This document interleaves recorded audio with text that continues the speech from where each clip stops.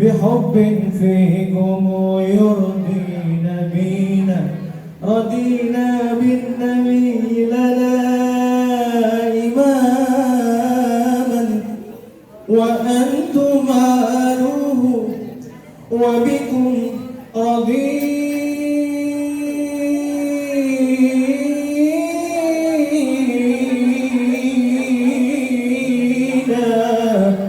عن السبط الحسين كداه وحيدر ثم ذيل العابدين وحيدر ثم زين العابدين وزينب من لها فضل سمي وزينب من لها فضل سمي من المولى يرى للعارفين أبوك فارث الحيدر علي زاد جيش المؤمنين صلوات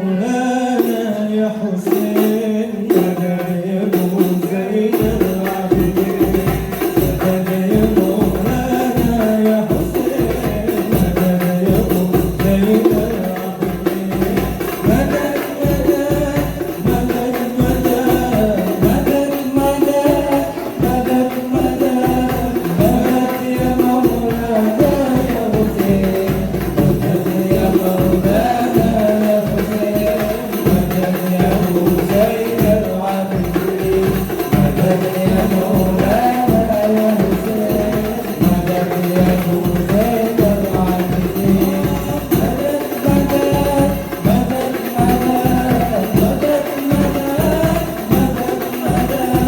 مدد يا مولانا حبيبي جدا طمني طمني منك وأبطل تهني طارق عني حبيبي جدا طمني طمني وأبطل تهني وأبطل عني أنا من حسن وحسن مني أنا من حسن وحسن مني أنا من حسن وحسن مني أنا من حسن وحسن مني أنا مدد مدد مدد مدد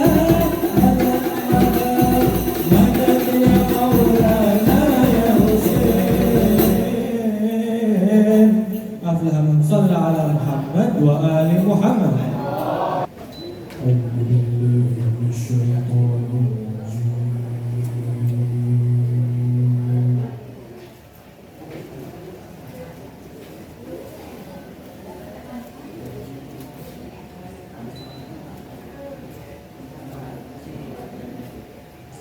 بسم الله الرحمن الرحيم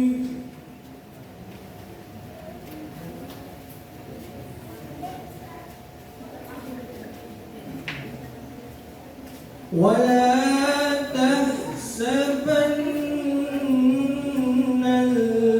الذين قتلوا في سبيل الله أمواتا Aqulu lakum assalamualaikum warahmatullahi wabarakatuh.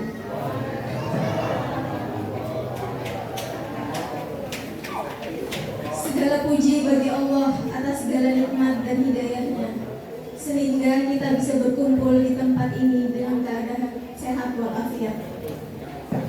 Saya berdiri di sini sebagai ketua panitia acara Milad para Nainawa yang diselenggarakan oleh komunitas Ar-Rabiah. Sebelumnya, saya ingin mengenalkan apa itu komunitas Ar-Rabiah. Komunitas Ar-Rabiah bermula dari keinginan para pemudi Ahlul Bait untuk bergerak turun secara langsung dalam menyelenggarakan acara-acara besar Ahlul Bait. Kami ingin berpartisipasi secara aktif dalam melakukan kegiatan-kegiatan tersebut. Komunitas kami mengusung konsep dari wanita untuk wanita. Pada hari ini saya ingin mengucapkan terima kasih kepada Ketua Yayasan Al-Qaim yang telah memberi kami fasilitas fasilitas dan tempat yang memadai sehingga kita bisa melaksanakan kegiatan ini. Mungkin sekian sambutan dari saya. Saya mewakili komunitas Ar-Rodiyah ingin meminta maaf jika terdapat banyak sekali kekurangan dalam acara pada hari ini. Wabillahi taufiq wal hidayah. Wassalamualaikum warahmatullahi wabarakatuh. Iya, sekali lagi ala Nabi wa alaihi salawat. Allahumma salli ala Muhammad wa ali Muhammad. Allahumma salli ala Muhammad wa ali Muhammad. Allahumma salli ala Muhammad wa ali Muhammad. Bismillahirrahmanirrahim. Bismillah, alhamdulillah, wassalatu wassalamu ala rasulillah Sayyidina Maulana Muhammad ibn Abdullah wa ala alihi tayyibin at-tahirin wa man wala wa la hawla wa la quwwata illa billah. Asyhadu an la ilaha illallah wahdahu la syarika lah wa asyhadu anna Sayyidina Muhammadan abduhu wa rasuluhu la nabiyya ba'dah. Allahumma salli ala nuril anwar wa sirril asrar wa tahiyatil adiyah wa miftahi babil yasar Sayyidina Maulana Muhammadin al-Mukhtar wa alihi al-athhar wa ashabihi al-ahyar adada ni'amillahi wa ifdalih. Ayuhal hadirin wal hadirat rahimakumullah. Segala puji bagi Allah, hari ini kita bisa bersama berada di tempat ini atas dari keinginan anak-anak kita dari komunitas Ar-Rodiyah yang mudah-mudahan kehadiran mereka membawa ridho dari Allah Subhanahu wa taala untuk kita semua insyaallah, dan mereka menjadi anak-anak putri-putri yang kelak mendapatkan ridhonya Sayyidah Zahra alaihissalam. Amin ya rabbal alamin. Hadirin wal hadirat rahimakumullah.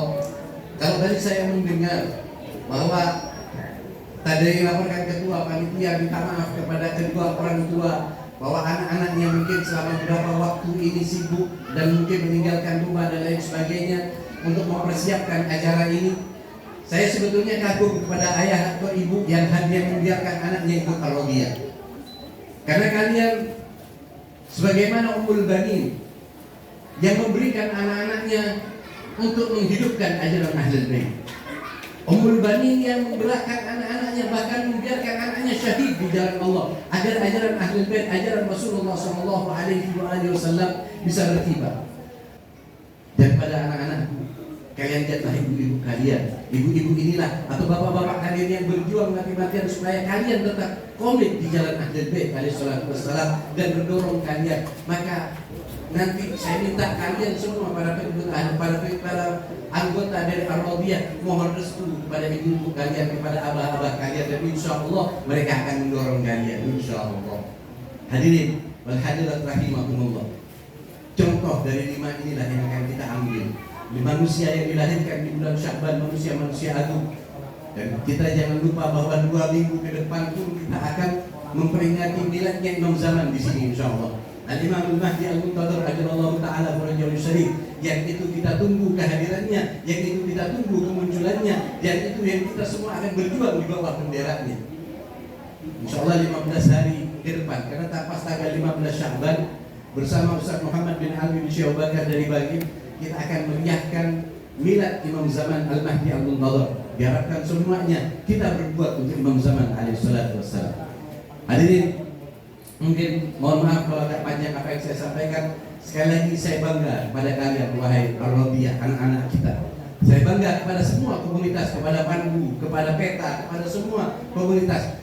Tinggal bagaimana kalian saling berkomunikasi dan menjalin sebuah interaksi di antara pergerakan-pergerakan Ahlul Bait agar ini semua bisa berjalan dengan baik, berjalan dengan searah, saling dukung, saling bantu, dan semua kegiatan ini bukan hanya kegiatan satu kelompok, satu golongan, tapi semuanya ikut saling mendukung. Begitu juga dengan Abi, dengan Muslimah dan lain sebagainya, insya Allah akan mendukung kalian. Maka itu insya Allah Ar-Rodiyah akan semakin besar ya. Kita doakan semua ya. Insya Allah, dan insya Allah restunya dari bapak ibu ini akan menjadi doa untuk mereka sehingga mereka bisa menjadi lebih sukses dan ke depan bisa membuat acara-acara yang lebih baik, pergerakan-pergerakan yang lebih baik, taklim yang lebih baik, sehingga anak-anak kita betul-betul bisa menyelami kehidupan Sayyidah Zainab, kehidupan Sayyidah Zahra alaihissalam, dan menjadi orang-orang yang terdepan dalam hidup. Wassallallahu ala sayyidina Muhammad afu minkum. Wassalamualaikum warahmatullahi wabarakatuh.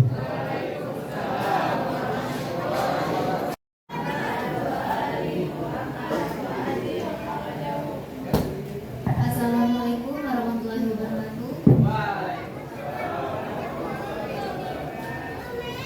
Pada kesempatan kali ini, perkenalkan saya Dona akan membacakan 2 pertanyaan fikih singkat. Yang pertama, Ya, Irfani, pada Ania kami persilakan. Ala Nabi wa alihi salawat.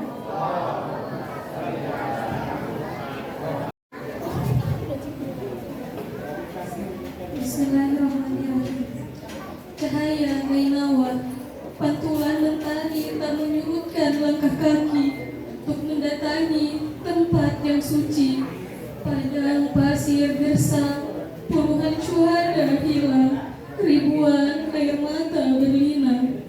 Cahaya Nainawa atau lebih dikenal Karbala, kisah epik sepanjang masa menggema di bumi dan di surga.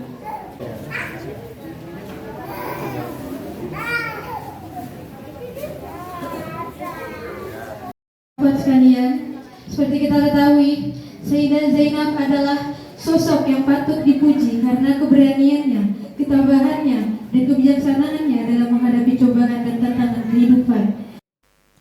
sallallahu alaik sallallahu alaika ya sari'ad dam'atis sakibah wa ya sahibal musibatir ratibah habibi ya Husain habibi ya Husain. Marilah kita memanggil Al-Husain dengan sebutan kekasih, dengan harapan beliau berkenan menganggap kita sebagai kekasihnya. Bersama-sama, habibi ya Husain habibi ya. Sampaikan suara Anda ke Karbala, habibi ya Husain habibi.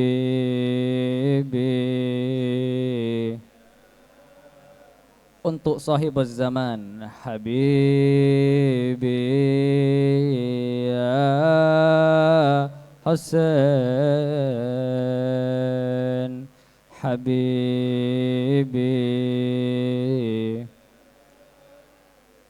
nur aini ya Husain sallallahu alaihi وعلى الشهداء بين يديك تبتم وطابت الأرض التي فيها دفنتم وفزتم والله فوزا عظيما فيا ليتنا كنا معكم سادتي فنفوز والله فوزا عظيما ذاك المنى لو أن ذلك يحصل لتعجيل في فرج إمامنا صاحب العصر والزمان وحبا بجداته الصديقة المظلومة الشهيدة فاطمة صلوا على محمد وآل محمد وآل محمد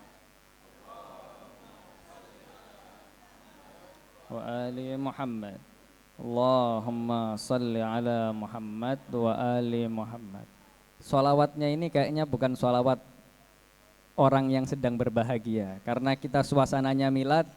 Walaupun orang-orang yang kita peringati adalah pejuang yang gugur yang juga layak ditangisi. Marilah kita gabungkan kegembiraan serta semangat yang berkobar bara api yang ada dalam hati kita dengan satu kali shallu ala Muhammad wa ali Muhammad.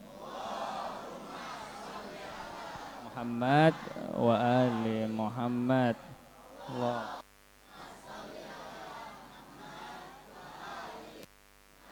Allahumma salli ala Muhammad wa ajjal farajahum. Para guru, para habaib yang saya hormati, ikhwani wa akhwatil aizza, aku lakum jami'an assalamualaikum warahmatullahi wabarakatuh.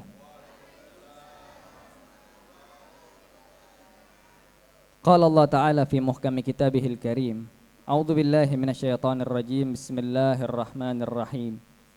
Huwallazi ba'atsa fil ummiyina rasulan minhum yatlu 'alaihim ayatihi wa yuzakkihim wa yu'allimuhumul kitaba wal wa in kanu min qablu lafi dhalalin mubin. Shadaqallahul aliyyul azim wa sadaqa rasuluhun nabiyul karim wa nahnu ala dzalika minasyahidin wasyakirin walhamdulillahi rabbil alamin. Pertama-tama, sebelum kita membahas dan berbicara tentang apa yang akan kita bicarakan, alangkah baiknya kalau kita hadirkan jiwa dan diri kita untuk selalu bersyukur kepada Allah, untuk selalu memuji Allah, khususnya kita yang sedang akan memasuki bulan mulia. Kita saat ini di antara perpindahan dari bulan Rajab yang dikatakan bahwa Rajab adalah syahrullah, bulannya Allah, menuju bulan Sya'ban, yang mana bulan Sya'ban adalah syahru Rasulullah sallallahu alaihi wa alihi, bulannya Rasulullah. Dan kita kelak setelah ini juga insya Allah, semoga Allah memanjangkan umur kita semua, memasuki kembali jamuan Allah di bulan suci Ramadan, yang mana itu adalah syahru ummati, kata Ar-Rasul sallallahu alaihi wa alihi wasallam. Alangkah baiknya kita hadirkan rasa syukur itu kepada Allah Subhanahu wa ta'ala di setiap tarikan dan hembusan nafas kita, di setiap saat kita, di setiap kedipan mata kita, dan nikmat-nikmat yang lain yang telah diberikan oleh Allah. Dan salah satu nikmat yang luar biasa juga adalah kita dapat berkumpul di tempat seperti ini untuk memperingati sosok-sosok yang sangat luar biasa, memperingati salah satu peristiwa dari peristiwa-peristiwa yang paling luar biasa di muka bumi ini. Karena jika mungkin kita melihat ada banyak fenomena yang luar biasa, banyak kejadian yang ajaib, yang luar biasa, yang besar, yang menjadi titik perubahan di alam semesta ini, salah satu hal yang paling luar biasa adalah hal-hal yang kita peringati, yang kita duduk saat ini untuk mengenang dan memperingati sosok-sosok yang paling mulia yang ada di muka bumi ini. Karena mereka adalah poros perubahan serta perkembangan yang ada di alam semesta ini. Dan selanjutnya alangkah baiknya juga kita selalu menghadirkan dan memutar dalam hati kita untuk bersolawat kepada Ar-Rasul sallallahu alaihi wa alihi dan keluarga sucinya. Kenapa? Karena apalah arti hidup ini tanpa mereka? Apalah kita tanpa perjuangan yang mereka lakukan? Di mana kita tanpa pengorbanan yang mereka jalankan? Kita bisa bayangkan jika seandainya para bintang Nainawa yang kita peringati kelahirannya ini tidak ada di muka bumi ini, kira-kira di mana posisi kita? Atau jangan jauh-jauh, seandainya kita tidak mengenal mereka, kita tidak tahu akan mereka, kita tidak mendengar akan mereka, di manakah posisi kita? Apa yang kita lakukan? Apa yang menimpa kita? Di mana letak kita berkeluh kesah? Di mana letak kita meminta? Di mana letak harapan itu tetap hidup dalam diri kita? Karena benar, Seorang penyair mengatakan hum sufara'ullah baina ibadih. Ahlul bait alaihim afdhal sholati wassalam adalah duta-duta Allah di antara hamba-hambanya. Wala'uhum fardun lil hurri wal abdi, dan berwilayah, mencintai, menaati mereka adalah sebuah kewajiban bagi setiap orang, baik mereka adalah orang yang merdeka atau mereka adalah hamba sahaya. Semuanya memiliki kewajiban untuk berwilayah kepada mereka. Alaisa lihadzal khalq, kata penyair ini, bukankah ciptaan makhluk-makhluk yang ada di alam semesta ini an hubbihim ghina, butuh untuk mencintai mereka. Jadi kecintaan kepada mereka ini bukan sekedar nikmat biasa, tapi sesuatu yang kita butuhkan, yang tanpanya tak tahu di mana letak kita. Bukankah setiap makhluk hidup di setiap jengkal yang ada di muka bumi ini butuh terhadap kecintaan mereka? Beliau melanjutkan kamala ghina fil fardhi an suratil hamdi, sebagaimana butuhnya sholat fardu kita untuk membaca surat Al-Fatihah, yang mana tidak mungkin ketika kita melaksanakan sholat tanpa membaca surat Al-Fatihah, tidak sah sholat kita. Dan perlu kita tahu di antara ayat yang ada di surat Al-Fatihah itu, yang selalu kita baca di sholat kita, yang mana sudah barang tentu hal ini bukan saya sampaikan atau saya tujukan kepada guru-guru, kepada kita semua sebagai pengingat dan sebagai penambah keyakinan kita. Bukankah kita selalu meminta ihdinas siratal mustaqim, hidayai kami, berikan kami petunjuk. Apa petunjuk yang kita minta? As-sirat al-mustaqim, jalan yang lurus. Di mana jalan itu? Jalan itu kita tidak perlu mencari. Dijelaskan di ayat selanjutnya, siratal ladzina an'amta alaihim. Berarti sudah ada orang yang mendapatkan jalan ini, sudah ada. Siratal ladzina an'amta, pakai fi'il madhi. Sudah ada orang yang jalan di jalan yang lurus ini. Siapa itu? Kriterianya seperti apa? Orang-orang yang telah mendapati sirat al-mustaqim. Siratal ladzina an'amta alaihim ghairil maghdubi alaihim. Sifat pertamanya adalah mereka yang tidak mendapat murkamu. Sudah jelas ketika kita berbuat dosa, ketika kita melanggar perintah Allah Subhanahu wa taala, kita pasti mendapat murka Allah. Tidak mungkin ketika kita melanggar perintah Allah kita tidak mendapat murka Allah. Jadi jalan ini yang kita minta adalah jalan orang-orang yang pertama apa? Yang mereka tidak pernah mendapat murka Allah. Lalu setelah itu apa? Waladhdallin, dan juga bukan orang-orang yang tersesat. Bisa jadi kita berada di jalan yang tepat, tapi terkadang kita lalai melakukan dosa, dapat murka, tapi kita tahu, kita telah mengetahui jalan yang benar. Jadi bukan hanya orang-orang yang dapat murka Allah, tapi juga bukan orang-orang yang tersesat. Dan siapa orang yang berani mendeklarasikan diri mereka sebagai orang yang suci, sebagai orang yang tidak pernah melakukan kesalahan, sebagai orang yang selalu dalam kebenaran dan benar-benar tahu pasti di mana kebenaran, kecuali Muhammad wa alu Muhammad.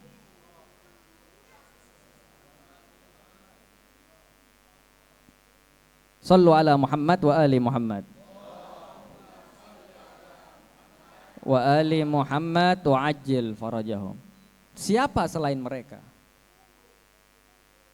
Ketika dikatakan di ayat Al-Quran, Allah berfirman, wa ma khalaqtul jinna wal insa illa liya'budun. Bahwa aku Allah tidak menciptakan jin dan manusia kecuali untuk senantiasa beribadah, senantiasa menghamba.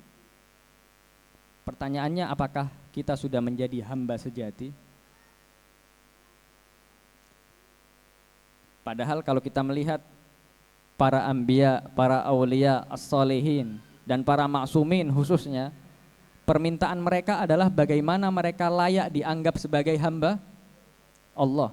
Kedudukan menjadi hamba ini bukan kedudukan yang basa-basi, bukan kedudukan yang sederhana. Kedudukan yang perlu diperjuangkan. Tapi pertanyaannya, apakah setiap saat kita senantiasa selalu menjadi hamba Allah? Kita bayangkan jika tujuan diciptakannya makhluk hidup ini tidak terpenuhi, apakah mungkin kita masih bisa menikmati hidup di dunia ini? Sudah barang tentu tidak mungkin.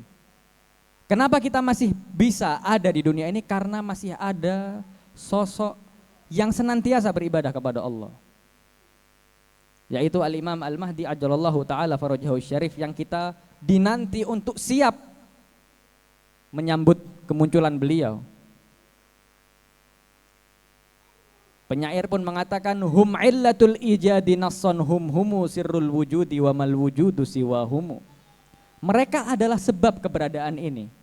Allah berfirman dalam hadis qudsinya, laulak ya Muhammad lama khalaqtul aflak. Seluruh alam semesta ini tanpamu tidak akan aku ciptakan. Dan ketika Ar-Rasul SAW mengatakan bahwa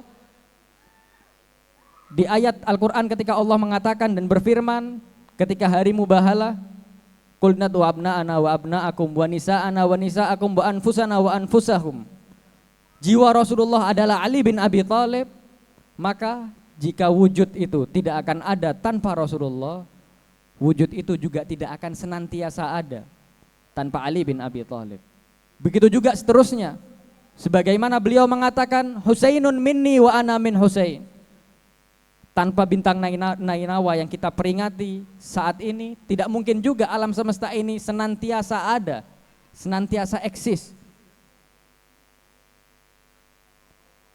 Karena tanpa mereka, apalah kita?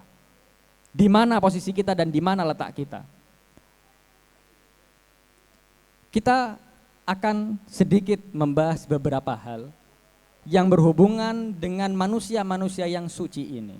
Manusia-manusia yang sangat luar biasa ini. Guna kita bisa melangkah lebih maju. Kita sering dan kita bersyukur selalu hadir, selalu mengadakan, selalu berpartisipasi dalam kegiatan-kegiatan yang memperingati manusia-manusia yang luar biasa ini. Tapi sudah barang tentu kita perlu ada perubahan di setiap saatnya. Tidak mungkin kita hadir hanya untuk duduk dan kita keluar kembali seperti sedia kala. Tidak mungkin kita hadir hanya untuk mengisi kekosongan waktu kita, lalu ketika kita kembali kepada kebiasaan kita yang lama. Sudah barang tentu kita butuh dan harus bisa untuk merubah diri kita melalui manusia-manusia suci ini. Saat ini kita merasa sedih, hati kita sakit, jiwa kita hancur karena melihat peristiwa yang terjadi pada saudara-saudara kita di Palestina. Akan tetapi di dalam kesedihan itu kita melihat fenomena yang luar biasa.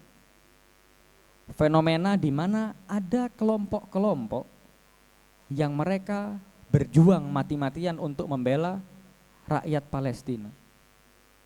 Dan perjuangan mereka tanpa keuntungan. Mereka tidak mendapat keuntungan dari materi atau apapun. Kalau kita lihat pada perjuangan-perjuangan yang saat ini ada di kegiatan sehari-hari kita, yang mana kita menjelang pemilu, tenang ya, ini bukan dalam rangka kampanye ya. Kita dalam momen pemilu, banyak orang yang memperjuangkan, mengorbankan waktu mereka, tapi mereka mendapatkan keuntungan. Dari jerih payah ada keuntungan, ada hasil. Tapi kita lihat orang-orang yang membela rakyat Palestina ini, mereka bukan hanya mengeluarkan budget, bukan hanya mengeluarkan uang, bukan hanya mengeluarkan tenaga. Mereka rela mengorbankan jiwa mereka. Mereka rela hadir di front terdepan pertempuran walaupun resikonya adalah nyawa. Resikonya adalah kematian. Dan kita lihat kelompok-kelompok ini adalah kelompok-kelompok yang telah lulus dan telah mendapat sesuatu dari sosok-sosok yang kita peringati pada saat ini. Yang mana kita lihat para jenderal dan panglima di Palestina sering mengatakan bahwa tanpa ada poros perlawanan mukawamah dari Republik Islam Iran, tidak mungkin kita bisa bertahan sejauh ini. Kalau kita lihat apa yang terjadi di Iran, itu semua bermula dari sebuah peristiwa. Peristiwa yang baru-baru ini diperingati, yang mana peristiwa itu lahir dan pecah juga di bulan Februari, yang kita saat ini berada di bulan Februari, yaitu adalah peristiwa revolusi Islam Iran. Revolusi yang luar biasa, peristiwa yang sangat besar, luar biasa. Bahkan Sayyid Ali Khamenei mengatakan bahwa revolusi Islam di Iran adalah istimraran li bi'tsatin Nabi sallallahu alaihi wa alihi. Ini Sayyid Ali Khamenei kalau dia mengucapkan sesuatu bukan main-main. Dia tidak mungkin mengeluarkan statement tanpa ada pertimbangan. Sampai beliau di satu kesempatan mengatakan revolusi Iran yang dilakukan oleh Ayatullah Al-Uzma Khamenei Quddisa Sirruhu Syarif adalah istimraran li bi'tsatir Rasul. Adalah kelanjutan, the next step dari diutusnya Ar-Rasul sallallahu alaihi wa alihi. Langkah-langkah dari diutusnya Rasul ini selalu berlanjut. Oleh karenanya ayat yang awal saya baca tentang bi'tsatur Rasul, yang mana kita akan ambil pelajaran dari ayat itu.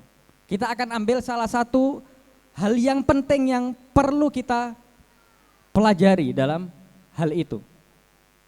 Dalam ayat tentang diutusnya Ar-Rasul sallallahu alaihi wa alihi. Dari diutusnya Ar-Rasul di tengah kaum yang awalnya mereka hanya memedulikan diri mereka sendiri, di mana ayah-ayah rela membunuh anak perempuannya hidup-hidup. Bahkan diriwayatkan ada seorang ibu yang menyembunyikan kelamin anaknya bahwa anaknya ini perempuan. Sampai anak ini tumbuh, bisa berjalan, bisa bermain, diajak keluar oleh ayahnya. Lalu mohon maaf, di tengah perjalanan anak ini ingin buang air kecil. Ketika itu ayahnya mengetahui bahwa ternyata anaknya yang dianggap laki-laki ini wanita. Apa yang dilakukan oleh ayah itu? Ia langsung menggali kuburan, anaknya dimasukkan di sana dan dikubur hidup-hidup. Ini kita bayangkan, Ar-Rasul sallallahu alaihi wa alihi diutus di tengah kaum seperti itu dan bisa memunculkan sosok-sosok yang luar biasa. Lahir dari sana Salman Al-Farisi. Lahir, kita tidak perlu membahas Ali bin Abi Thalib, nafsur Rasul. Lahir dari sana Abu Dzar dan para sahabat-sahabat yang setia. Hingga akhirnya sampai kepada Amirul Mukminin, yang beliau juga melahirkan sosok-sosok yang luar biasa seperti Kumail ibn Ziyad, Al-Habib bin Madahir. Dan bi'sa ar-Rasul ini langkah-langkahnya tetap berlanjut. Sampai mana? Sampai madrasah terbesar, madrasah Karbala. Yang pelopornya kita peringati hari lahirnya di bulan Sya'ban ini dan di saat ini.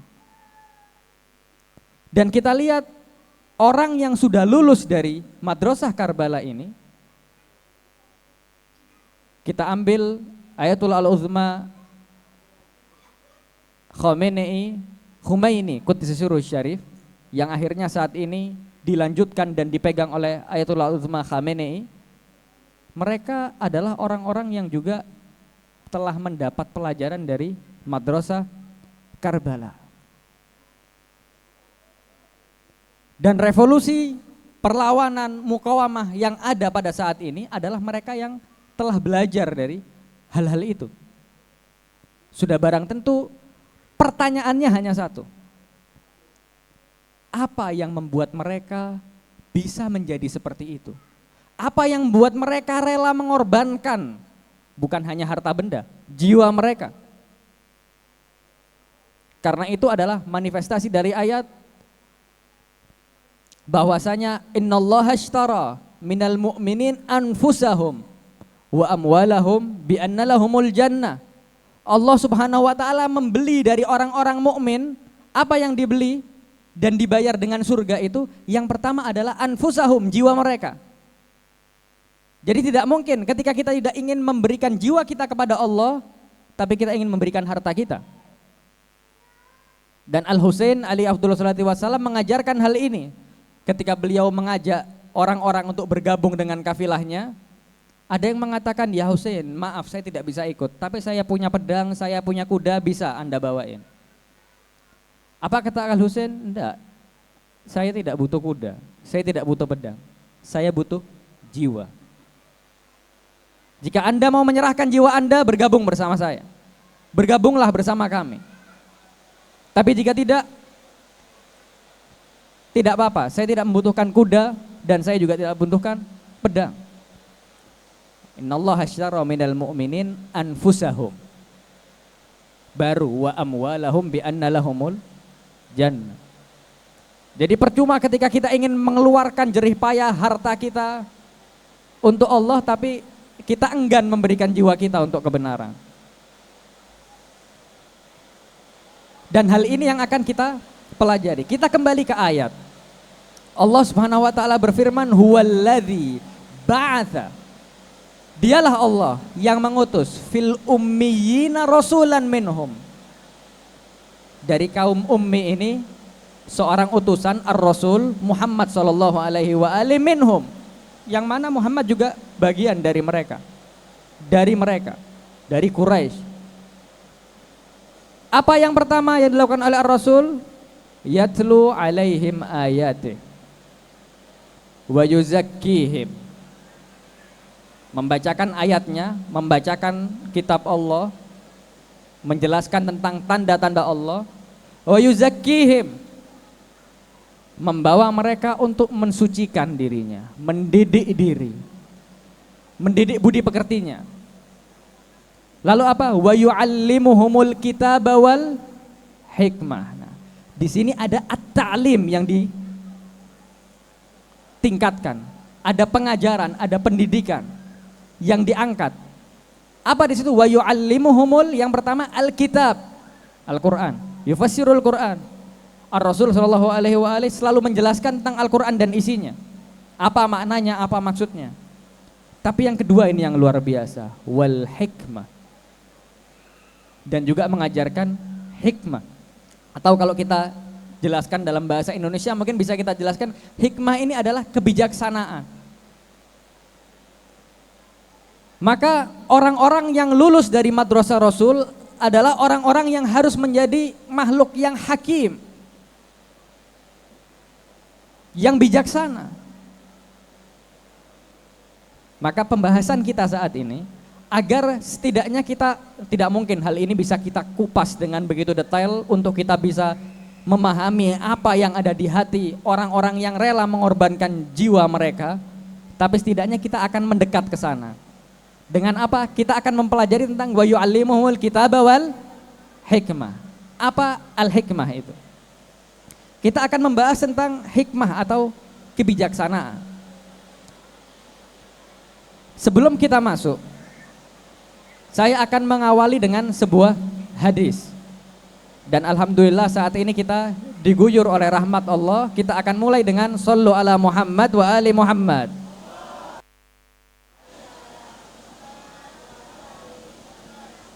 Allahumma salli ala Muhammad wa ali Muhammad. Allahumma salli ala Muhammad wa ali Muhammad wa ajil farajahum. Rahimallahu fikum insyaallah. Kita akan membahas tentang al-hikmah atau kebijaksanaan ini. Yang pertama kita akan mendefinisikan, menjelaskan dulu. Kita akan cari tahu tentang apa sih kebijaksanaan. hikmah itu apa sih? Kita akan membahas dari 3 sisi. Yang pertama dari sisi falsafah asy-syarqiyah atau para filosof dari timur. Kita juga akan membahas dari sisi falsafah al-gharbiyah, filsafat yang dikembangkan di Eropa. Tapi tenang, walaupun filsafat tapi sederhana ya. Kita tidak perlu berpikir terlalu berat di sini. Dan yang ketiga kita akan bahas dari sisi sosiologi atau sosial. Apa itu al-hikmah? Yang pertama dari falsafah asy-syarqiyah, yang mana induk dari guru filsafat timur adalah Ibnu Sina. Beliau pernah mengatakan, apa al-hikmah? Al-hikmah itu adalah al-intiqal min martibatit turabiyah ila martibatil malakutiyah. Jadi beliau membagi manusia ini dibagi menjadi 2 tingkatan. Berbicara tentang hikmah atau kebijaksanaan, manusia ini dibagi jadi berapa? 2 tingkatan. Tingkatan pertama adalah martabah at-turabiyah. Kulluna min turab, setiap kita dari tanah. Dan kita akan kembali kepada tanah. Atau sifat dasar manusia. Yang mana sifat dasar manusia ini, manusia cenderung untuk memenuhi kebutuhan pribadinya. Kita mengetahui bahwa kita manusia memiliki hawa nafsu. Yang mana hawa nafsu ini meminta untuk dipenuhi. Ketika kita lapar, kita akan makan. Haus, kita akan minum. Dan keinginan-keinginan atau dorongan dari hawa nafsu yang lain. Ingin populer, ingin dihormati, dan lain sebagainya, macam-macam. Ketika kita berbicara tentang hawa nafsu, panjang kali lebar kali tinggi. Tentang apa yang dituntut oleh diri kita. Nah, Al-Quran pun menjelaskan bahwa zuyyina linnas hubbus syahawat minan nisa wal banin wal qanatiril muqantarah minadz zahabi wal fiddah wal khailil musawwamah wal an'am wal harth dzalika mata'ul hayatid dunya wallahu indahu husnul ma'ab. Allah menjelaskan bahwa manusia ini diberikan hawa nafsu yang mana akhirnya melihat hal-hal itu indah.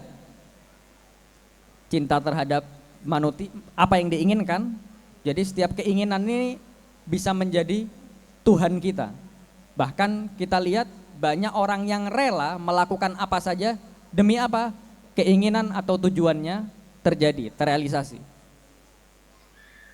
Entah itu dalam pekerjaan, entah itu dalam percintaan, atau hal-hal lainnya. Menghalalkan segala cara. Karena apa? Memang kita memiliki kecenderungan untuk memenuhi keinginan dan kebutuhan kita. Begitu juga hubbus syahawat minan nisa wal banin, memiliki anak, ingin punya keturunan. Yang mana orang-orang kalau nggak punya keturunan seakan-akan menjadi aib tertentu. Bahkan ketika orang sudah menginjak usia dewasa, yang ditakuti adalah kalau ketemu sanak keluarga ditanya kapan menikah. Ya kan? Sudah menikah takut keluar lagi. Kenapa? Ditanya kapan punya anak. Kok enggak punya anak? Terus sudah punya anak 1, kapan yang kedua? Dan seterusnya.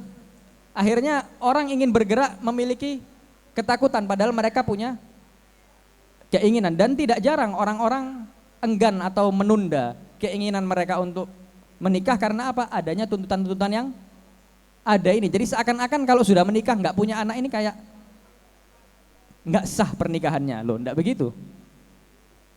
Tapi akhirnya hal ini ada dan itulah dorongan-dorongan dari hawa nafsu yang memang manusia memilikinya. Nah, bagaimana al-hikmah itu, al-hikmah atau kebijaksanaan itu bagaimana kita meningkatkan.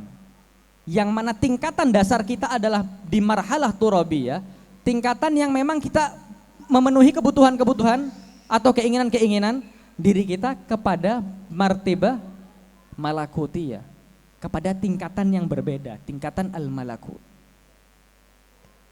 Apa tingkatan al-malakut? Adalah bagaimana kita mendengar dan mengikuti fitrah kita. Dan Al-Quran juga menjelaskan ini.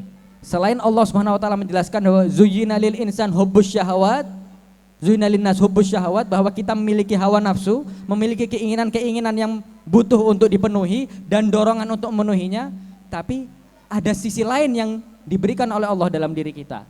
Apa itu? Wa nafsu wa ma sawwaha fa'alhamaha fujuraha wa taqwaha. Jiwa ini, diri kita ini sudah apa? Fa'alhamaha, sudah diilhamkan, sudah diberikan apa? Fujuraha wa taqwaha. Apa hal-hal yang fujur, apa hal-hal yang buruk, yang tidak baik, yang perlu untuk dijauhi, wa taqwaha, dan apa hal-hal yang perlu dijalankan, yang perlu dipegang. Pertanyaannya, ini kita membuktikan ya bahwa kita punya fitrah yang sama dan itu tidak perlu belajar. Kita buktikan ya. Ada yang mau di sini ya, ada tidak yang mau rumahnya dirampok? Tidak ada ya? Jelas ya? Tidak ada. Semua sepakat, tidak perlu belajar kan ini? Ada yang perlu belajar, saya butuh belajar ke universitas tertentu untuk saya tidak suka kalau rumah saya dirampok. Tidak perlu ya? Berarti apa? Kita sudah punya fitrah yang sama. Fa'alhamaha fujuraha wa taqwaha. Bagaimana? Nah, meningkatnya kedudukan kita dari kita memenuhi apa yang kita inginkan menjadi mengikuti fitrah kita, melihat mana yang baik, menjalankan mana baik, meninggalkan mana yang buruk. Itu adalah peningkatan dari martibah turabiyah ke martibah malakutiyah. Untuk kita masuk menjadi seorang hamba. Itu menurut apa yang dikatakan oleh Ibnu Sina. Jadi dari pandangan filosof timur syarqiyah, apa kebijaksanaan itu adalah ketika manusia meningkat dari ia selalu memenuhi kebutuhan-kebutuhan serta keinginan-keinginan pribadinya tanpa pertimbangan menuju memiliki pertimbangan. Menuju mulai sadar tentang apa yang baik, apa yang buruk, mengikuti mana yang baik dan mana yang buruk. Yang kedua, dari para filosof barat. Di sini ada seorang filosof yang bernama Kant. Dia mengatakan tentang apa itu al-hikmah, apa itu kebijaksanaan. Kebijaksanaan, dia katakan, apa sih kebijaksanaan atau al-hikmah itu adalah al-ihsas bil mas'uliyah. Peka terhadap tanggung jawab. Allah. Bagaimana kita menjadi seorang yang bijaksana adalah kita peka, tahu tanggung jawab kita itu apa. Di mana kita harus bertanggung jawab, apa yang harus kita lakukan. Tanggung jawab kita berbicara luas. Sebagai seorang anak, apa tanggung jawab kita? Sebagai seorang orang tua, apa tanggung jawab saya? Sebagai seorang suami, apa tanggung jawab saya? Sebagai seorang istri, apa tanggung jawab saya? Dan puncaknya sebagai seorang hamba, apa tanggung jawab saya? Ketika seseorang sudah peka dan tahu terhadap tanggung jawab mereka, mereka dikatakan menjadi seorang yang hakim atau memiliki hikmah, memiliki kebijaksanaan.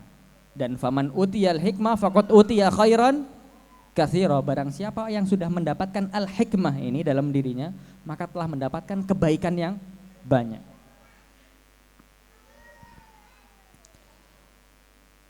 Oleh karenanya ketika kita berbicara tentang jiwa manusia, menjadi bijaksana adalah salah satu hal yang paling dibutuhkan. Memiliki hikmah dalam diri adalah suatu hal yang paling fundamental.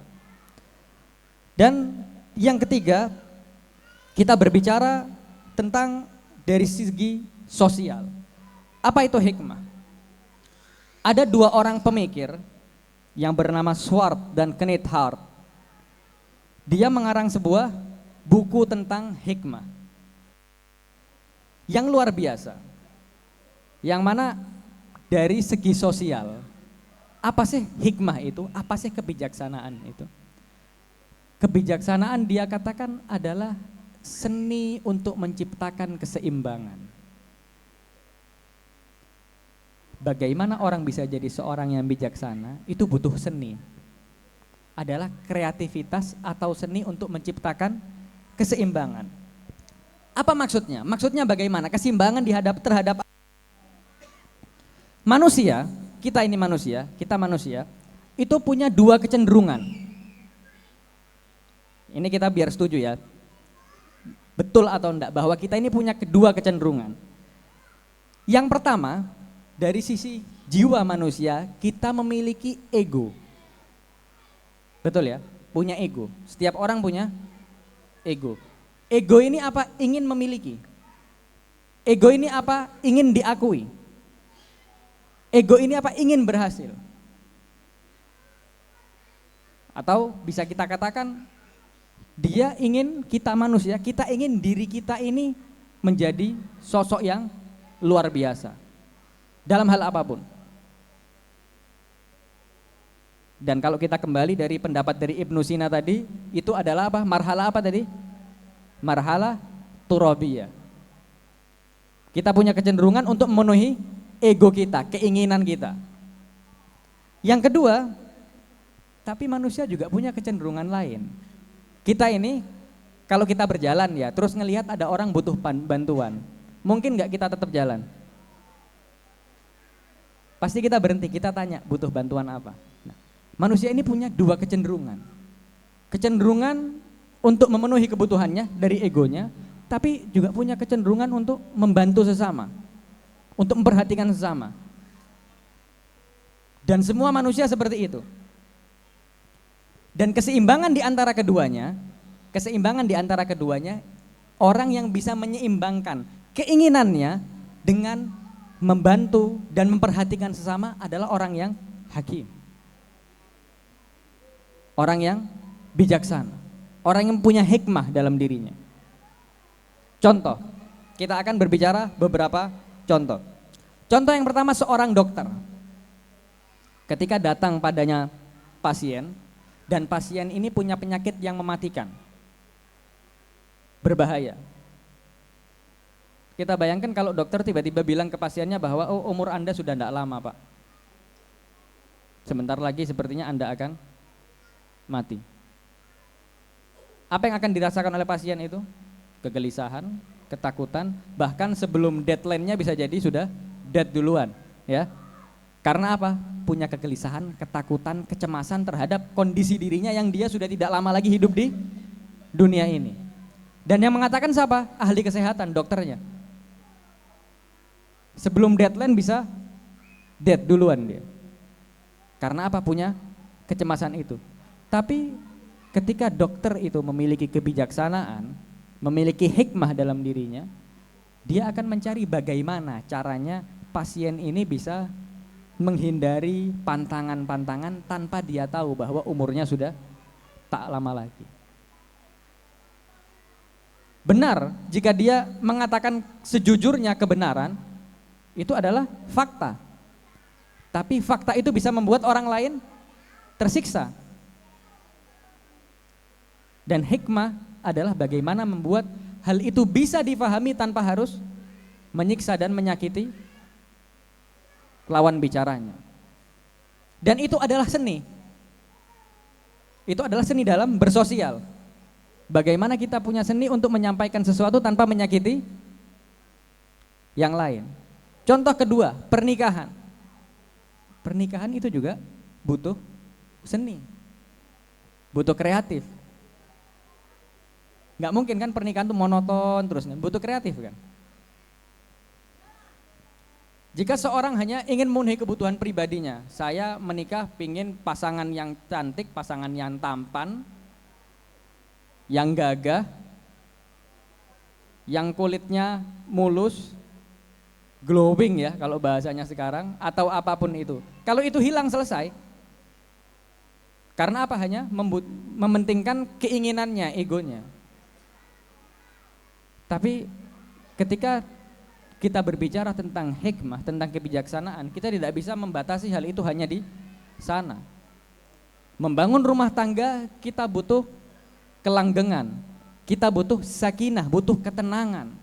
Dan itu butuh seni untuk menjadikan ketenangan, cinta dan kasih itu ada di dalam rumah. Setiap pasangan, suami punya keinginan, istri juga punya keinginan. Suami punya kebutuhan, istri juga punya kebutuhan. Suami punya hal-hal yang tidak disukai, istri juga punya hal-hal yang tidak disukai. Dan tidak jarang dua hal itu saling bertentangan. Al-hikmah adalah bagaimana seorang pasangan bisa mencari jalan tengah dari dua hal yang bertentangan ini.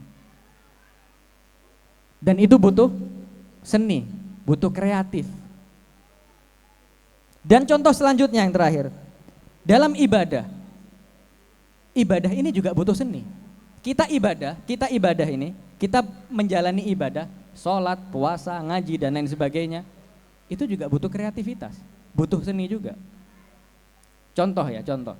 Salah satu yang dianjurkan, kita setelah ini kan masuk bulan Ramadan. Di bulan Ramadan ada Lailatul Qadar. Amalan yang dianjurkan, salah satu amalan yang dianjurkan di malam-malam Qadar adalah apa? Membaca surat Inna Anzalna atau surat Al-Qadar sebanyak 1000 kali. Oh ini sunnah, saya baca. Biar cepat selesai bacanya, cepet-cepetan. Bismillahirrahmanirrahim. Biar cepat dapat 1000. Tapi apakah kita bijak jika kita menjalankan hal itu? Atau kita memaksakan diri kita untuk menjalani sholat sunnah, nawafil yang ada di setiap harinya. Dalam keadaan ketika kita menjalani itu, kita meninggalkan anak, meninggalkan istri, meninggalkan suami, tidak bekerja dan lain sebagainya. Apakah bijak seperti itu? Ibadah juga butuh seni.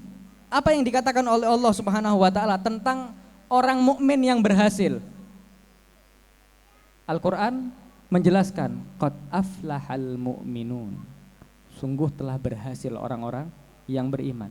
Alladzina hum fi salatihim khashi'un. Bukan fi salatihim katsirun. Ya. Orang mukmin yang berhasil, yang menang itu apa? Adalah orang-orang yang dalam sholatnya khasyi'un, khusyu. Bukan kathirun, bukan kathir, bukan banyak sholatnya. Jadi dalam beribadah kita juga butuh bijak. Bukan hanya banyak ibadah yang kita lakukan, tapi bagaimana ibadah kita itu punya kualitas yang baik. Dan itu juga butuh seni untuk kita mengatur apa yang ada dengan bagaimana, atau dengan apa yang kita lakukan. Apa yang bisa dengan apa yang mungkin, yang masuk akal untuk kita lakukan. Oleh karenanya dalam beberapa keadaan Ali bin Abi Thalib alaihi afdhalus wassalam, yang salah seorang yang mempunyai tingkat dan kualitas ibadah yang luar biasa,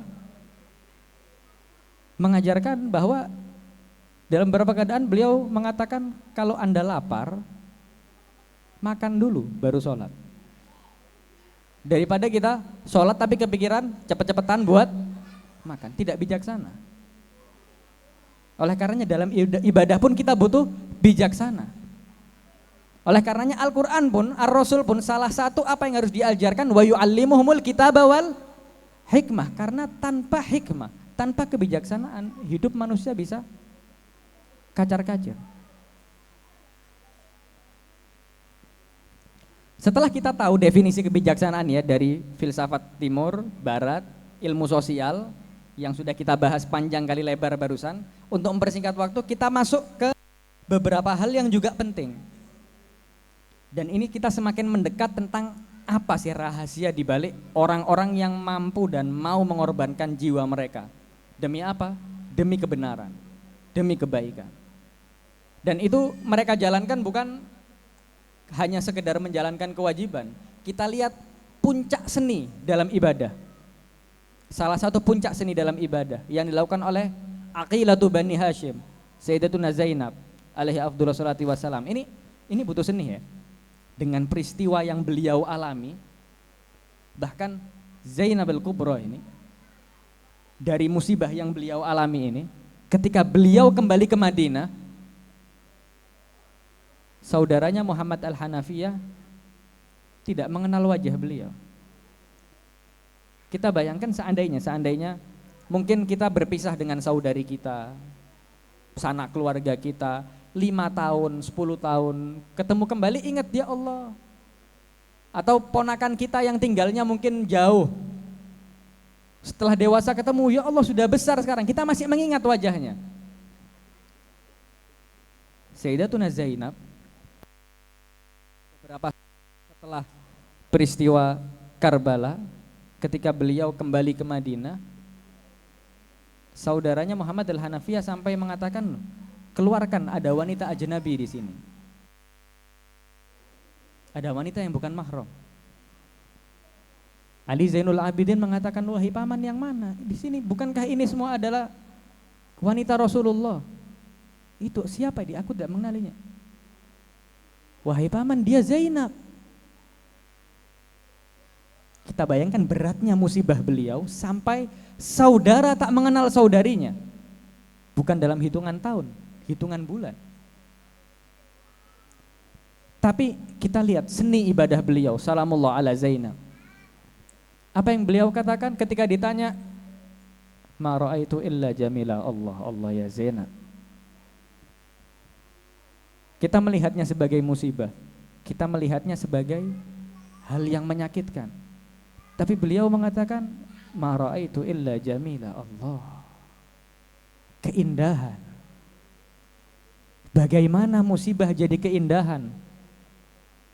Tanpa adanya kebijaksanaan dalam hati, tanpa adanya ibadah yang benar-benar ia nikmati. Dan kita akan mendekatinya dengan beberapa hal yang akan kita bahas setelah ini. Yang pertama tentang pilar kebijaksanaan, apa yang kita butuhkan? Untuk jadi orang yang bijaksana, apa yang kita butuhkan? Yang pertama, dalam hidup yang dibutuhkan oleh manusia adalah bagaimana kita selalu punya tujuan dari setiap langkah-langkah yang kita ambil. Tujuan, al-hadaf. Jangan sampai kita melakukan sesuatu kita nggak tahu tujuannya. Ini ceroboh. Ketika kita melakukan sesuatu, tujuan itu adalah sebuah kecerobohan.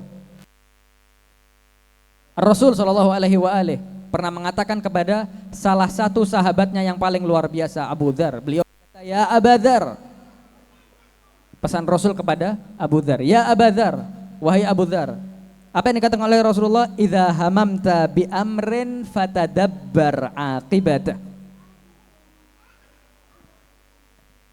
Wahai Abu Dzar, jika engkau ingin melakukan sesuatu dan engkau bingung mau melakukan hal ini atau enggak, fatadabbar aqibatah. Renungkanlah apa dampaknya.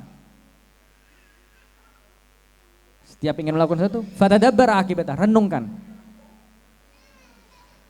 Fa in yaku khairan fa amdi. Kalau baik, jalankan. Wa in yaku syarran fantahi an. Jika akibatnya bisa buruk, jangan dijalankan. Dan bagaimana kita bisa memikirkan atau merenungkan sesuatu tanpa kita punya tujuannya? Setiap hari ketika kita bangun, kembali diberikan nikmat hidup oleh Allah Subhanahu wa taala, bisa menarik dan mengeluarkan nafas, bisa menarik dan menghembuskan nafas. Apakah kita punya tujuan di setiap hari itu? Apa yang akan kita lakukan? Apakah kita sudah selalu merenungkan apa yang akan kita lakukan? Apakah ini perlu saya lakukan, perlu saya jalankan atau tidak? Sebagai seorang suami kepada istrinya melakukan sesuatu, sudahkah kita merenungkan? Sebagai seorang istri meminta sesuatu, menuntut pada suaminya, apakah sudah kita renungkan? Sebagai seorang ayah menuntut anaknya, apakah sudah kita renungkan? Sebagai seorang anak meminta kepada orang tua, apakah sudah kita renungkan? Tujuan perlu kita buat, perlu kita tentukan.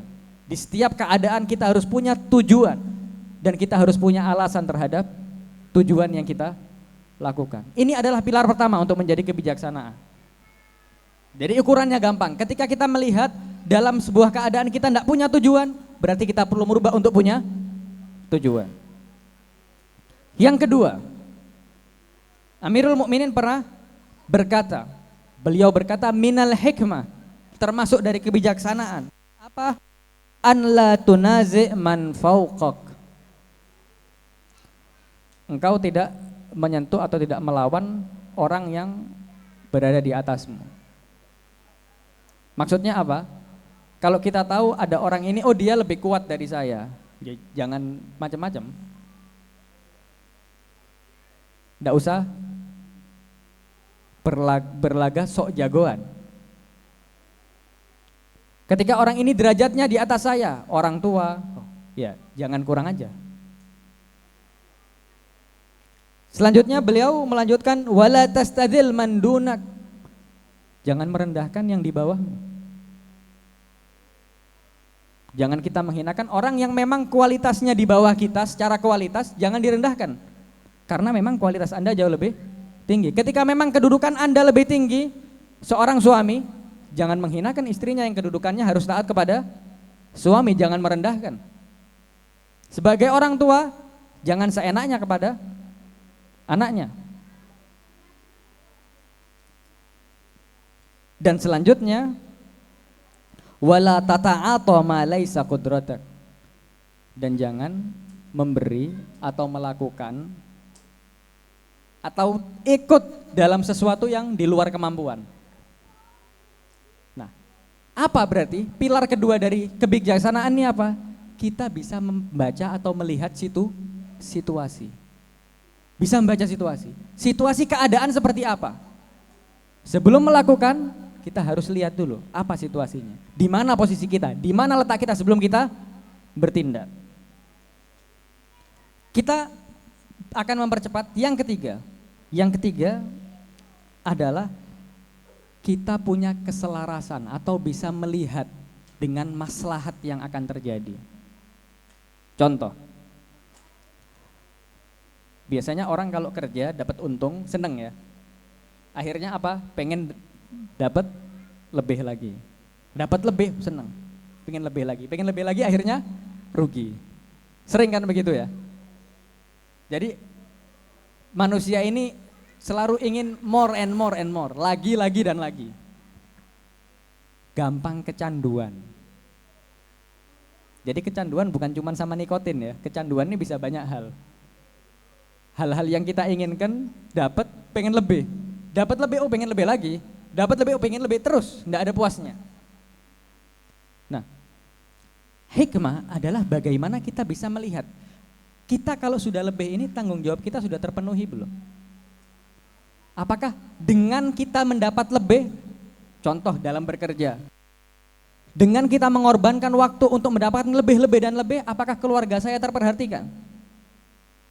Apakah anak-anak saya tersentuh? Jadi kita harus bisa menyelaraskan apa yang kita lakukan dengan akibatnya, dengan kemaslahatan terbaik. Oleh karenanya, tadi di awal sudah kita bahas, Rasul mengatakan apa? Hamamta bi amrin fatadabbar akibatah. Kalau mau melakukan sesuatu bingung, pikirkan dulu, renungkan dulu. Apa dampaknya, akibatnya apa? Itu adalah 3 pilar kebijaksanaan. Yang pertama apa tadi? Kita butuh menentukan tujuan. Yang kedua, apa yang kedua tadi? Membaca situasi. Dan yang ketiga melihat kemaslahatan. Ini 3 pilar utama untuk menjadi kebijaksanaan. Dan sudah barang tentu 3 hal ini tidak bisa terjadi kalau nggak ada 3 hal.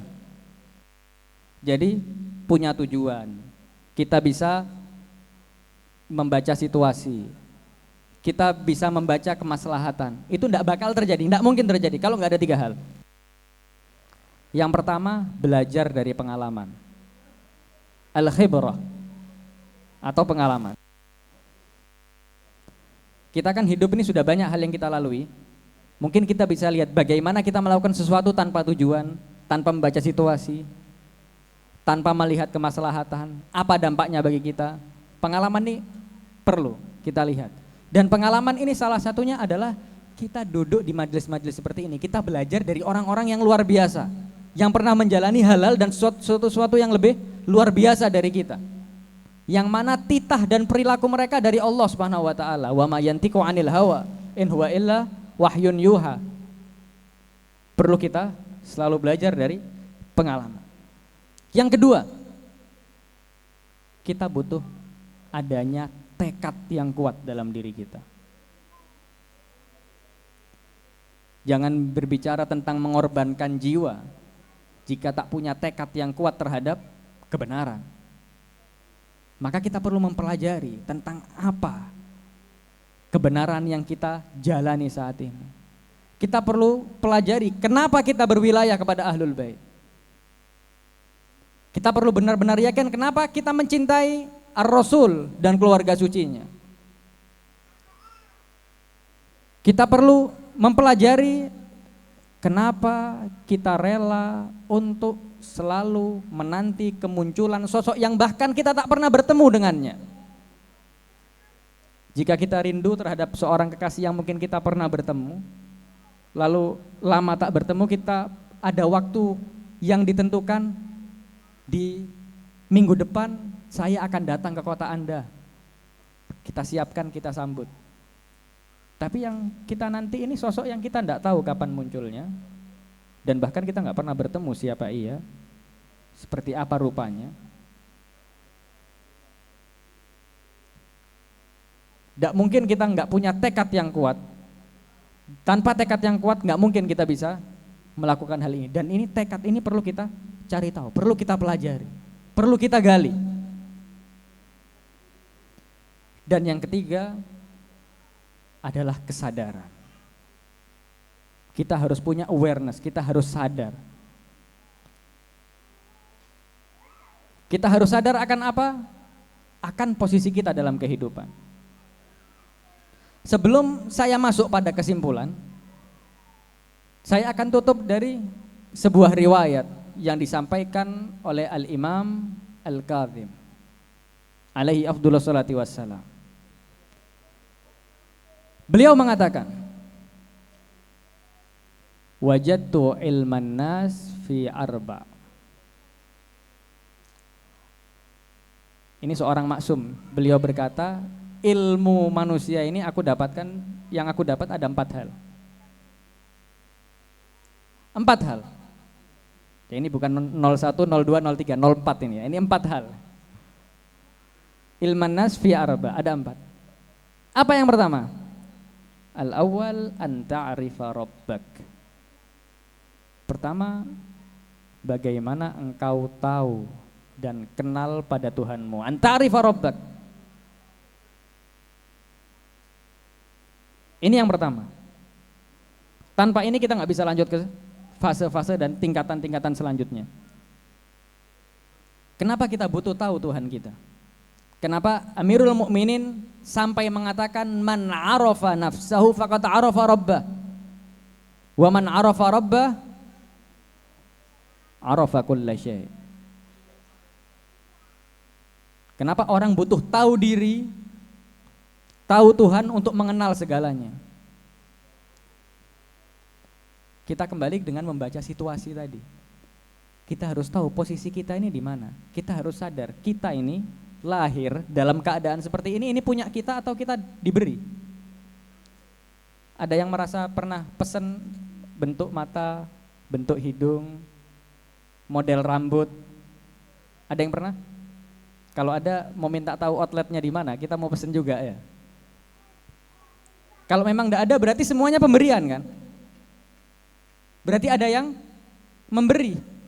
Kalau ada yang memberi masa kita nggak mau tahu siapa yang memberi kita? Oleh karenanya yang pertama, ilmu yang pertama anta arifa rabbak. Yang kedua, wathaniya anta arifa ma sana'a bik. Yang kedua adalah bagaimana Anda tahu apa yang sudah diperbuat, diberikan kepadamu. Allah, kalau kita berbicara tentang apa yang sudah Tuhan berikan pada kita, Dia telah memberikan segalanya. Dia telah memberikan setiap oksigen yang selalu kita tarik dan hembuskan. Dia telah memberikan kemampuan dan energi untuk kita selalu bisa membuka mata, melihat apa yang terjadi. Dia memberikan segalanya.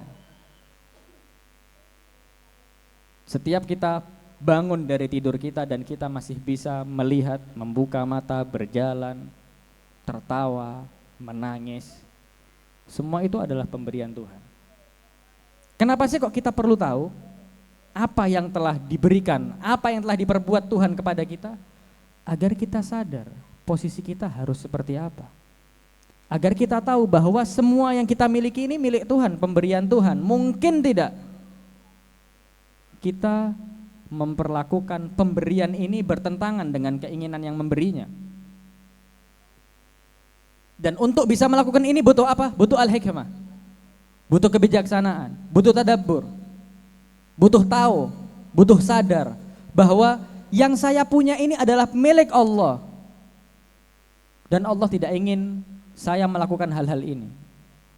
Mungkinkah kita akan tetap menerjang keinginan kita jika kita punya kesadaran? Oleh karenanya yang pertama, setelah kita mengenal anta'rifa rabbak, kita tahu bahwa kita ini diciptakan, kita harus tahu juga anta'rifa ma sana'a bik. Tahu apa yang sudah diperbuat Tuhan pada kita. Yang ketiga, watsalits anta'rifa ma arada mink. Anda harus tahu apa yang Dia inginkan darimu, apa yang Tuhan inginkan dari kita, apa yang Tuhan minta dari kita. Apakah Tuhan banyak melarang kita? Kita ini punya kebebasan untuk melakukan segala sesuatu. Dan hal-hal yang dilarang oleh Tuhan adalah hal-hal yang juga kita butuhkan. Yang mana kalau kita nggak melakukan itu akan ada bahaya yang menimpa kita. Yang mana kalau kita mau menjelaskan dan membahas ini secara detail butuh waktu yang panjang. Intinya setelah tahu Tuhan, tahu apa yang diperbuat Tuhan, yang diberikan Tuhan pada kita. Yang ketiga, tahu apa yang diinginkan Tuhan dari kita. Dan yang keempat, anta'rifa ma yukhrijuka min dinik. Yang keempat atau yang terakhir adalah bagaimana kita tahu apa yang bisa membuat kita keluar dari agama kita. Apa yang membuat kita bisa mendapat murka Allah. Apa yang bisa membuat kita dikeluarkan dari nikmat Allah. Dan 4 hal ini, kalau kita paham 4 hal ini, maka kita telah menguasai ilmu yang dibutuhkan oleh manusia. Kesimpulannya, terhadap apa yang sudah kita bahas dari awal sampai saat ini adalah tentang bagaimana orang-orang yang punya kebijaksanaan ini berjalan dan melakukan apa yang mereka lakukan. Kita lihat Ar-Rasul. Ar-Rasul itu kita lihat dari perlakuan dari awal kehidupan beliau ya. Beliau awal membuat pondasi dulu, punya tujuan, pondasi yang kuat terhadap pemahaman orang-orang yang bebel ini, kaum ummi ini harus punya pondasi yang kuat untuk merubah mereka. Oleh karenanya Ar-Rasul wa anzir ashiratakal aqrabin, sanak keluarga, orang dekatnya itu diperkuat dulu. Maka kita sebagai satu komunitas kita harus memperkuat pondasi kita juga. Setelah Ar-Rasul membuat pondasi yang kuat, beliau punya standar. Standar terhadap hal-hal yang perlu dilakukan. Beliau tidak pernah gegabah dalam memutuskan sesuatu. Beliau tidak pernah merasa tersinggung jika disinggung oleh orang yang tidak mengerti. Oleh karenanya hal yang selalu beliau ucapkan adalah Allahumma hadi qaumi fa innahum la ya'lamun. Beliau tahu mereka tidak tahu. Beliau tahu mereka memiliki kebodohan. Maka yang diminta adalah hidayah, bukan memberikan amarah. Beliau juga selalu memilih dan mempertimbangkan tindakannya untuk punya tindakan yang tepat. Di mana beliau sadar bahwa Mekah tidak mungkin menerima dakwahnya, beliau pindah ke Madinah. Pindah bukan meninggalkan, tapi pindah untuk kembali. Ar-Rasul adalah sosok yang selalu menerima semua kalangan. Bahkan sampai ada yang mengatakan tentang Ar-Rasul sallallahu alaihi wa alihi bahwa Rasul ini menerima dari segala sesuatu. Aneh, kok bisa Rasul ini menerima dari Tuhan, tapi kita ajak bicara apapun dia juga menerimanya. Karena apa? Beliau tidak pernah menolak orang yang datang padanya. Beliau selalu menghargai apa yang dianggap benar oleh orang lain. Oleh karena sampai ayat Al-Quran kita mengenal lakum dinukum waliyadin. Tidak pernah memaksa. Sallallahu alaihi wa alihi. Salli ala Muhammad wa ali Muhammad wa ajil farajahum. Selanjutnya beliau juga tidak memaksa untuk mengajarkan seseorang paham terkait sesuatu. Beliau punya keseimbangan antara apa yang dia ajarkan dengan apa yang beliau lakukan. Bayangkan Ar-Rasul ini, beliau dikenal sebagai Muhammad Al-Amin yang terpercaya bahkan sebelum beliau diutus sebagai Nabi. Kita bayangkan Ar-Rasul ini, walaupun orang-orang tidak percaya, benci terhadap dirinya, tidak jarang orang-orang ketika ingin meninggalkan rumahnya selama beberapa lama, hartanya dititipkan kepada orang yang tidak dia suka, yaitu Muhammad. Karena apa? Walaupun saya tidak suka tapi dia bisa dipercaya. Sallallahu alaihi wa alihi Ar-Rasul. Dan juga beliau punya metode, menentukan metode dalam mendidik para sahabatnya. Ada orang-orang yang diberikan hal-hal secara umum. Ada juga orang-orang yang dipilih untuk memiliki kemampuan dan hal-hal khusus. Dan itu diabadikan dalam Al-Quran. Dan dua ayat ini akan menutup apa yang kita bahas dari pertemuan kita pada siang hari ini. Yang pertama, di Al-Quran dikatakan Allah SWT berfirman, alladzina yattabi'una rasulan nabiyyil ummi alladzi yajidunahu maktuban ya'muruhum bil ma'ruf wa indahum fit taurat wal injil wa yanhahum 'anil munkar wa yuhillu lahumut thayyibat wa yuharrimu 'alaihimul khaba'ith. Melanjutkan wa yada'u anhum israhum wal aghlal allati kanat 'alaihim falladzina amanu bihi wa azzaruhu wa nasaruhu wattaba'un nural ladzi unzila ma'ahu ulaika humul muflihun. Diabadikan dalam Al-Quran bahwa ada orang-orang yang mengikuti Rasul yang mana beliau diutus, ada yang mengikuti. Mereka kenapa mengikuti Ar-Rasul? Karena mereka melihat bahwa nama Rasul ini ditulis di Taurat dan di Injil. Ada. Akhirnya mereka mengikuti Ar-Rasul. Apa yang dilakukan oleh Ar-Rasul? Memerintahkan mereka untuk melakukan kebaikan, mencegahnya untuk melakukan kemungkaran, dan menghalalkan yang baik, mengharamkan yang buruk. Hal-hal sederhana. Ini perlu kalian jalankan, ini tidak boleh. Ini halal, ini haram. Hal-hal sederhana yang diajarkan oleh Rasul kepada mereka. Dan membebaskan mereka dari belenggu-belenggu pada mereka, dari penyembahan terhadap berhala, kesesatan-kesesatan yang ada. Itu yang ditekankan oleh Ar-Rasul sallallahu alaihi wa alihi. Menghargai mereka, mengapresiasinya. Dan orang yang mengikuti Rasul dengan cara ini adalah ulaika humul muflihun, orang yang berhasil. Diterima iman. Tapi ada orang-orang khusus yang Ar-Rasul juga memberikan pendidikan khusus kepada mereka. Diabadikan dalam Al-Quran, minal mu'minin, dari orang-orang mukmin. Rijalun, ada orang-orang sadaku ma'ahadullaha alaih, orang yang memang mereka menerima, bertasdik terhadap apa yang dijanjikan Allah kepada mereka. Jadi mereka punya kesadaran, punya keyakinan Allah punya banyak janji dan Allah akan menepati janji itu. Sadaku ma'ahadullah alaih. Jadi ketika mereka mendengar bahwa Allah akan membeli jiwa dan harta kita dengan surga, tidak perlu bingung, Allah sudah berjanji. Jika kita mengorbankan jiwa kita, surga adalah janji Allah. Kemenangan adalah janji Allah.